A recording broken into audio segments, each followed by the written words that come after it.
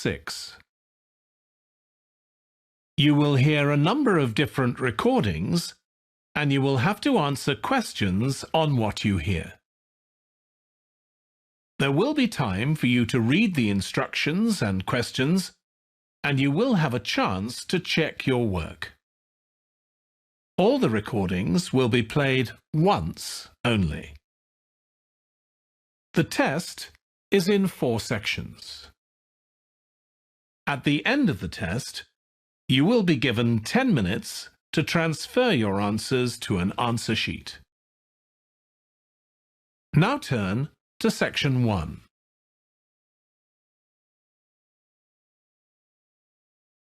Section 1. You will hear a woman phoning a box office to ask about a festival in the town of Kenton. First, you have some time to look at questions 1 to 5.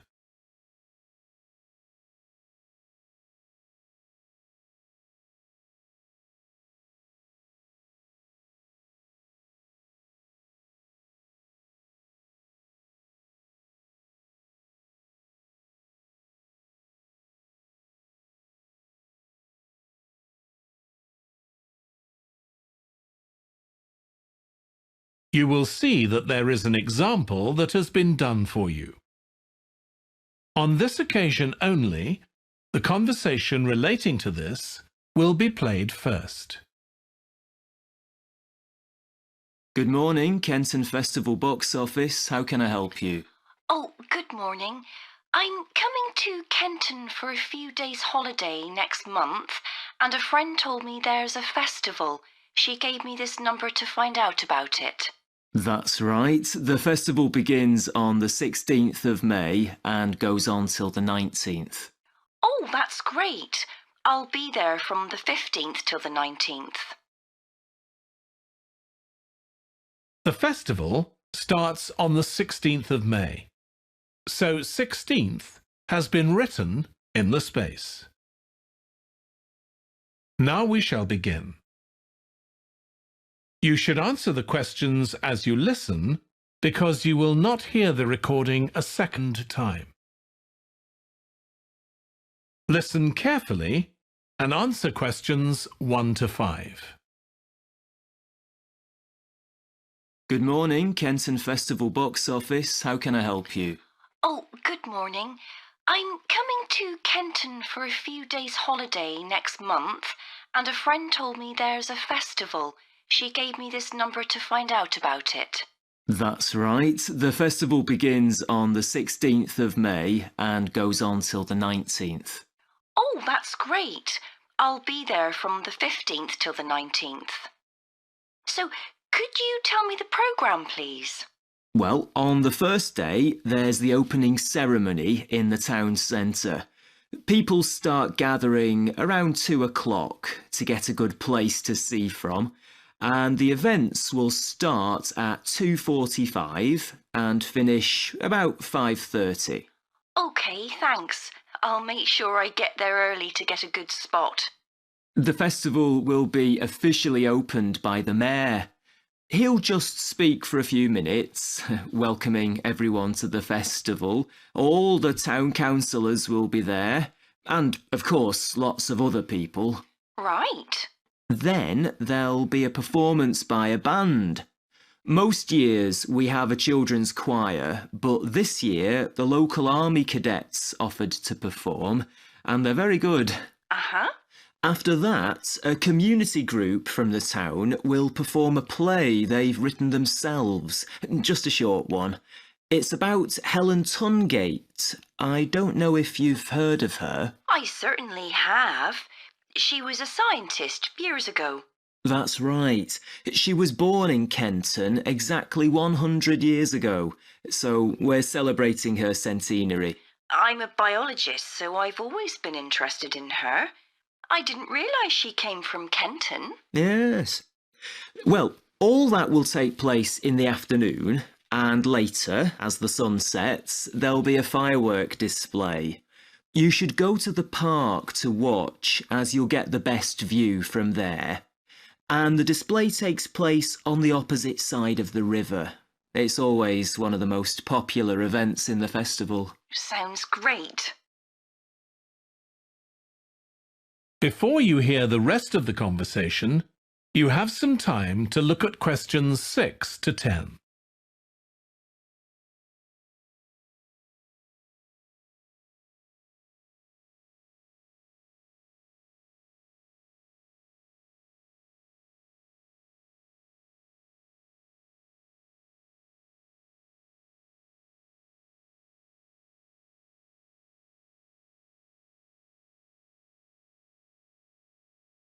Now listen and answer questions 6 to 10.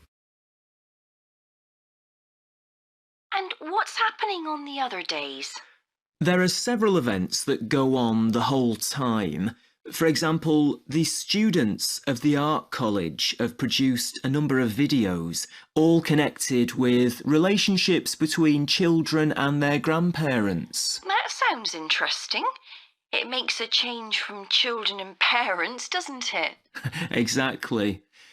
Because the Art College is in use for classes throughout the festival, the videos are being shown in Handsworth House. How do you spell the name? Handsworth.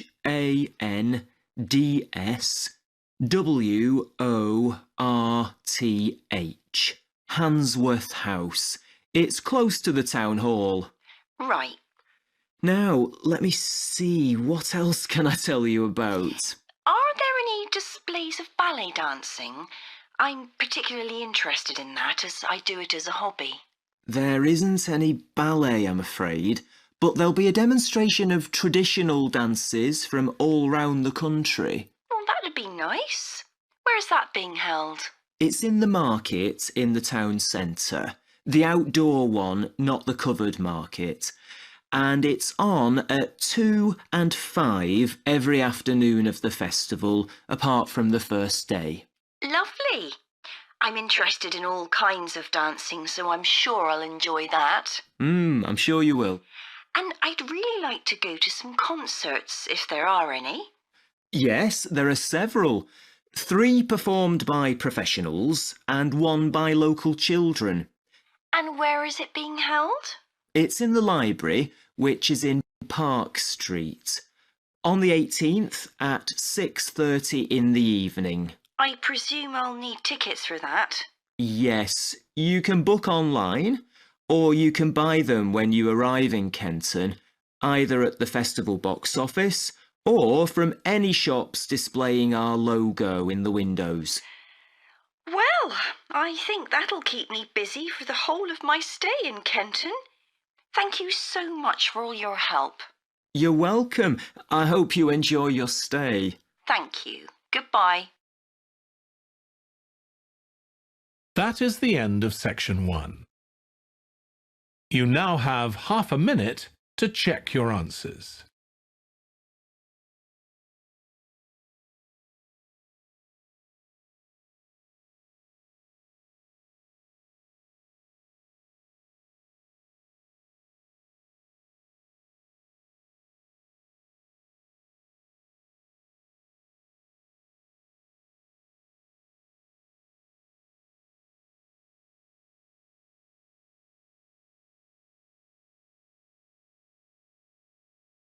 Now turn to section 2.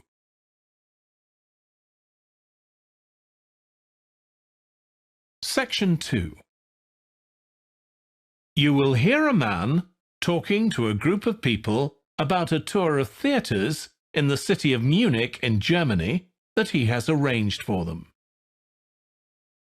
First, you have some time to look at questions 11 to 15.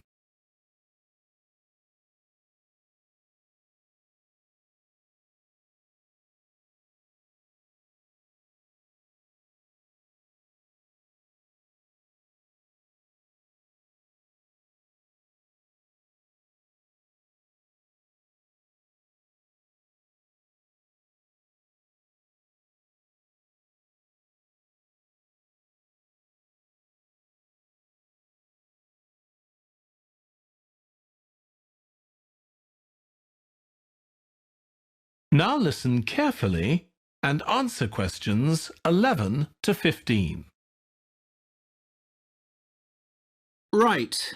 I've now almost succeeded in finalising plans for our tour, so I'll bring you up to date with what I know.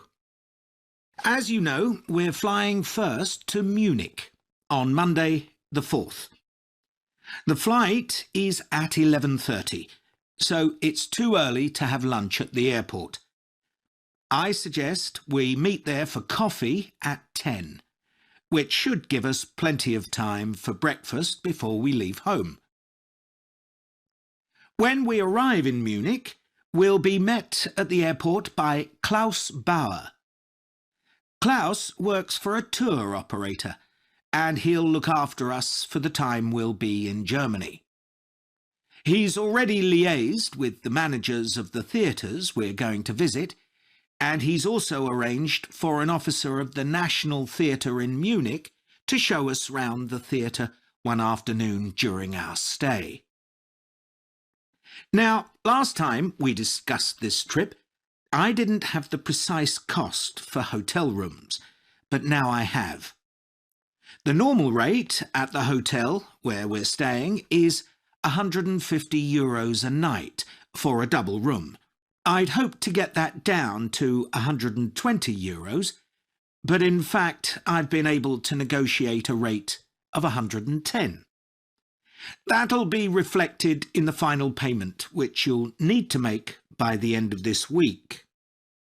On Tuesday, the day after our arrival, I had hoped we could sit in on a rehearsal at one of the theatres, but unfortunately that's proved very difficult to arrange. So instead, we'll have a coach trip to one of the amazing castles in the mountains south of Munich. On Tuesday evening, we'll all have dinner together in a restaurant near our hotel. From talking to you all about your preferences, it was clear that a typical local restaurant would be too meat-oriented for some of you. Some of you suggested an Italian restaurant, but I must confess that I decided to book a Lebanese one, as we have plenty of opportunities to go to an Italian restaurant at home. On Wednesday afternoon, the director of the play we're going to see that evening will talk to us at the theatre. She'll describe the whole process of producing a play, including how she chose the actors, and, as the play we're going to see is a modern one, how she worked with the playwright. Before you hear the rest of the talk, you have some time to look at questions 16 to 20.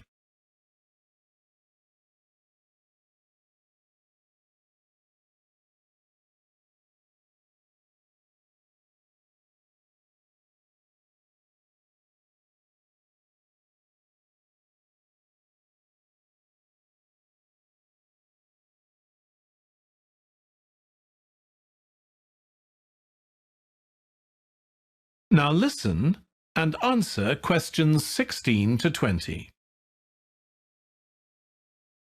Right.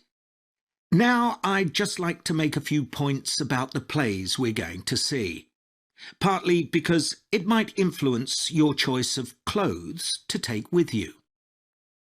The play we're seeing on Wednesday evening is a modern one, and we're going to the premiere, so it'll be quite a dressy occasion. Though, of course, you don't have to dress formally. I gather it's rather a multimedia production, with amazing lighting effects and a soundtrack of electronic music, though unfortunately the playwright is ill and is unlikely to be able to attend. On Thursday, we're seeing a play that was first performed last year, when it was commissioned to mark 100 years since the birth in the town of a well-known scientist. We're going to see a revival of that production, which aroused a lot of interest. Friday's play will really make you think hard about what clothes to pack, as it'll be in the garden of a palace. It's a beautiful setting, but I'd better warn you, There won't be much protection from the wind. On Saturday, we're going by coach to a theatre in another town, not far from Munich. This will be the opening of a drama festival, and the mayor and all the other dignitaries of the town will be attending. After the performance, the mayor is hosting a reception for all the audience, and there'll be a band playing traditional music of the region. And after having a day off on Sunday, our final play is on Monday, and it's in the stunning setting of the Old Town Hall, which dates back to the 14th century. The performance marks the 50 years that the lead actor has been on stage, and the play is the one where he made his first professional appearance all those years ago. And the day after that, we'll be flying back home. Now, have you got any questions before I move? That is the end of section 2. You now have half a minute to check your answers.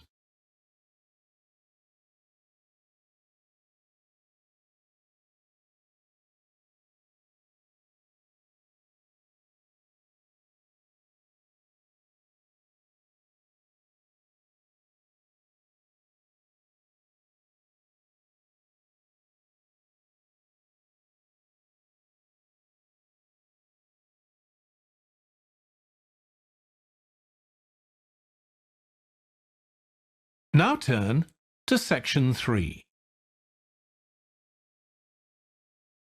Section 3. You will hear James, who is in the Scandinavian Studies department at his university, talking to his tutor, Beth. First, you have some time to look at questions 21 to 25.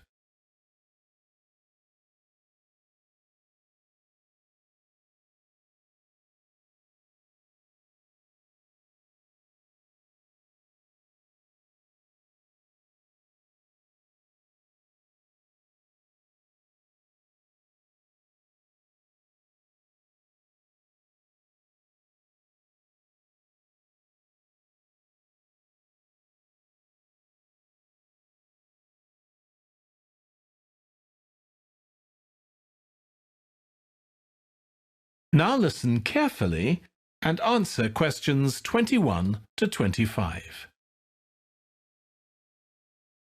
Oh, good morning. You must be James. I'm Beth Cartwright. Please call me Beth. Thank you. Now, as this is your first tutorial since you started on the Scandinavian Studies course, I'd like to find out something about you. Why did you decide to take this course? Well, my mother is Danish, and although we always lived in England, she used to talk about her home a lot, and that made me want to visit Denmark. We hardly ever did, though. My mother usually went on her own. But whenever her relations or friends were in England, they always came to see us. I see. So I assume you already speak Danish, one of the languages you'll be studying? I can get by when I talk to people, though I'm not terribly accurate. Now, you probably know that you'll spend the third year of the course abroad. Have you had any thoughts about that? I'm really looking forward to it. And although Denmark seems the obvious place to go because of my family connections, I'd love to spend the time in Iceland. Oh, I'm sure it can be arranged. Do you have any plans for when you graduate? A lot of students go on to take a master's degree. I think the 4 years of the undergraduate course will be enough for me. I'm interested in journalism, and I quite like the idea of moving to Scandinavia and writing for magazines. I'd find that more creative than translating, which I suppose most graduates do. Okay. Now, how are you finding the courses you're taking this term, James? Well, I'm really enjoying the one on Swedish cinema. That'll continue next term. But the one on Scandinavian literature that's running at the moment will be replaced by more specialized courses. Oh, and by the way, if you're interested in watching Danish television programs, there's going to be a course on that the term after next. That sounds good. Have you started thinking about the literature paper that you have to write in the next few weeks? Yes, my first choice would be to do something on the Icelandic sagas. The trouble with that is that a lot of people choose that topic, and it can be difficult to get hold of the books you'll need. Why not leave that for another time? Right. You might find modern novels or 19th century playwrights interesting.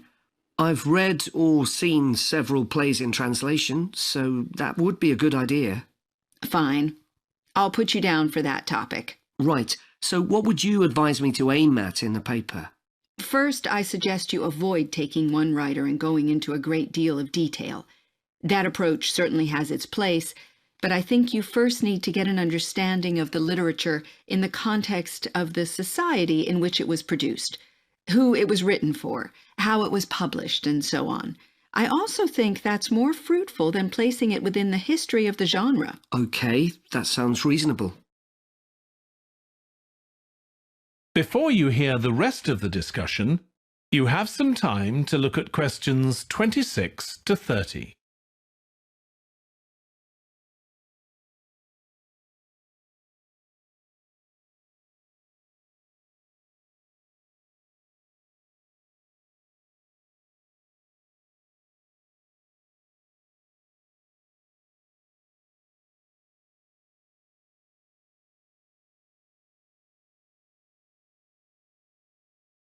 Now listen and answer questions 26 to 30.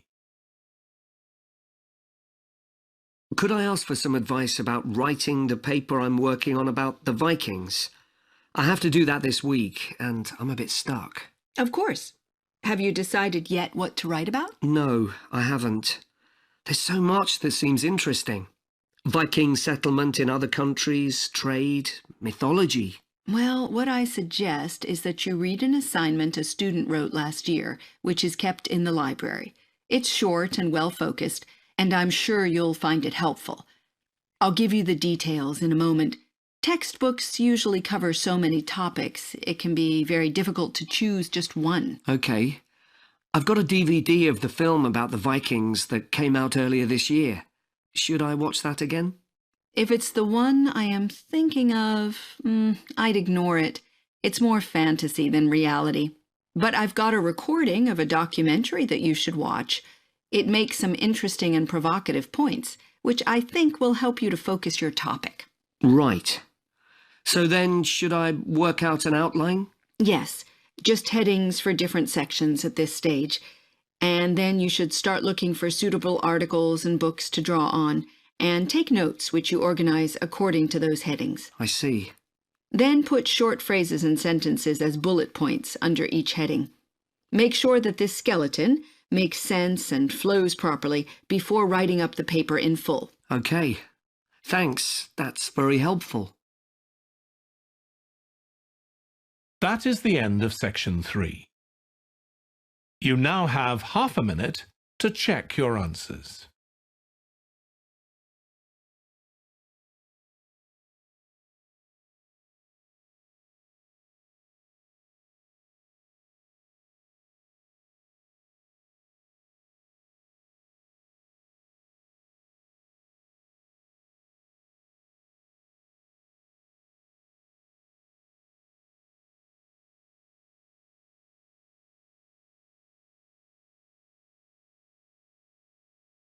Now turn to section 4. Section 4. You will hear part of a lecture about conflict at work, given by a business studies lecturer. First, you have some time to look at questions 31 to 40.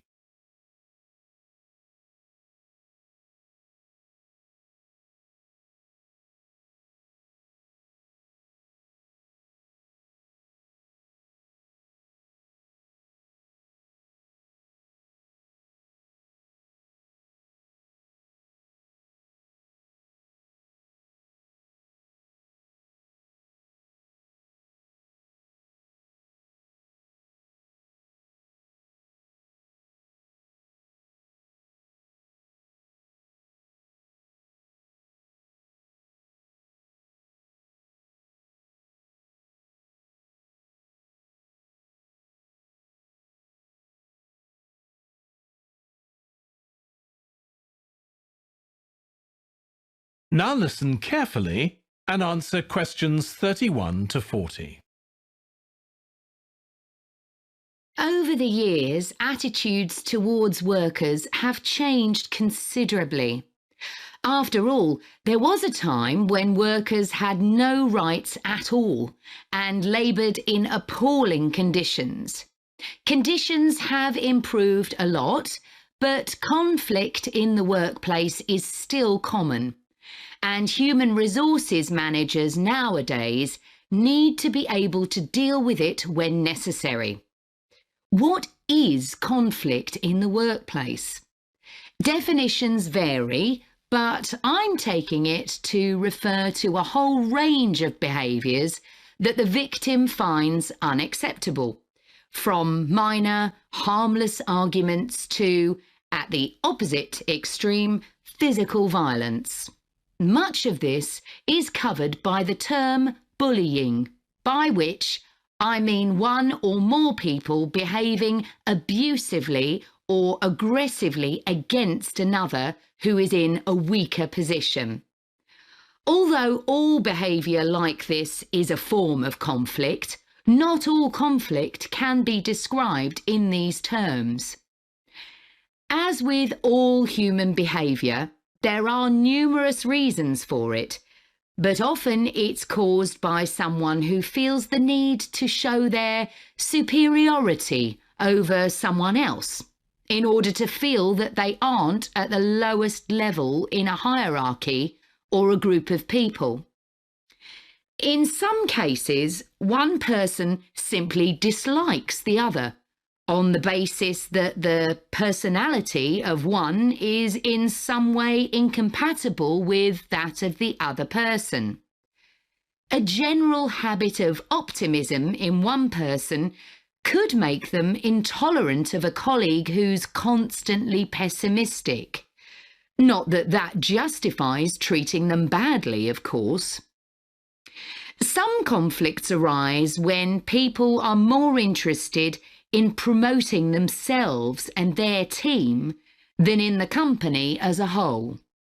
These conflicts are called structural and could come about, for example, when a sales team believe they are the only people in the business who do any useful work and look down on behind-the-scenes administrators. Conflict obviously affects the individuals concerned. The situation is likely to be very stressful for victims, resulting in their absence from work, possibly for months. For the company, if no effort is made to deal with conflict, it can spiral out of control and even lead to the breakdown of the business.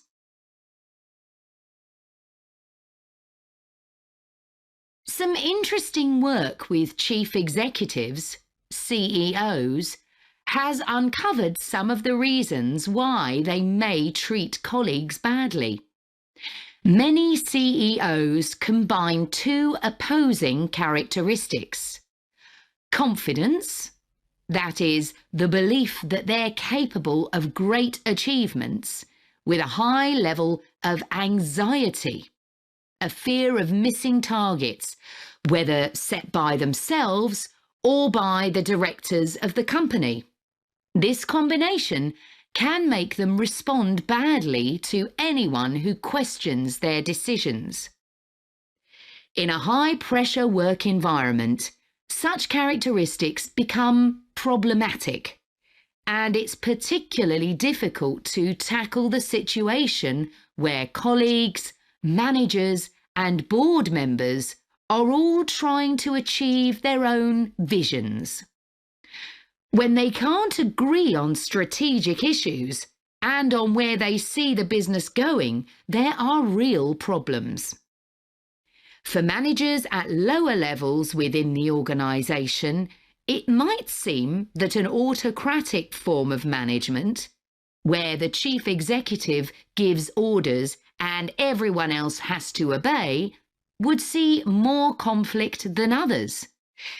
Interestingly, though, a company with a more democratic business model can suffer more when uncertainty about who to report to leads to conflicting demands. Now I'll say a little about dealing with the type of conflict that has harmful effects.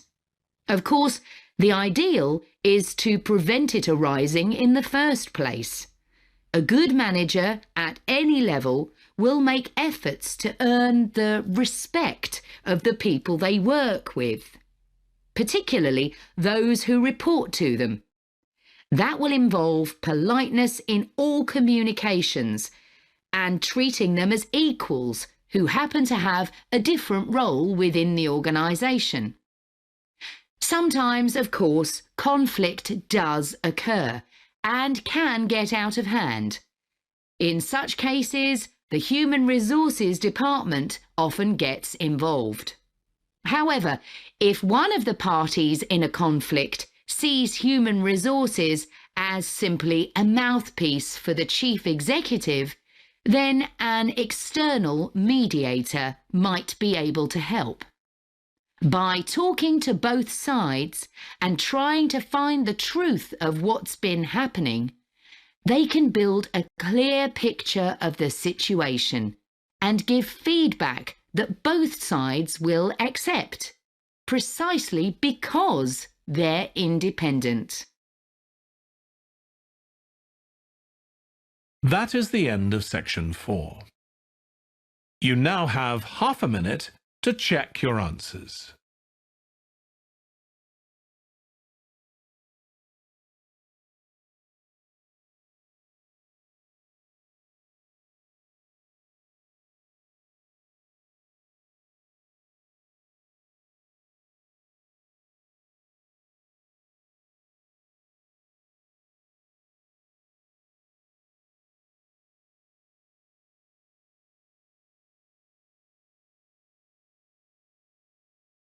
That is the end of the listening test.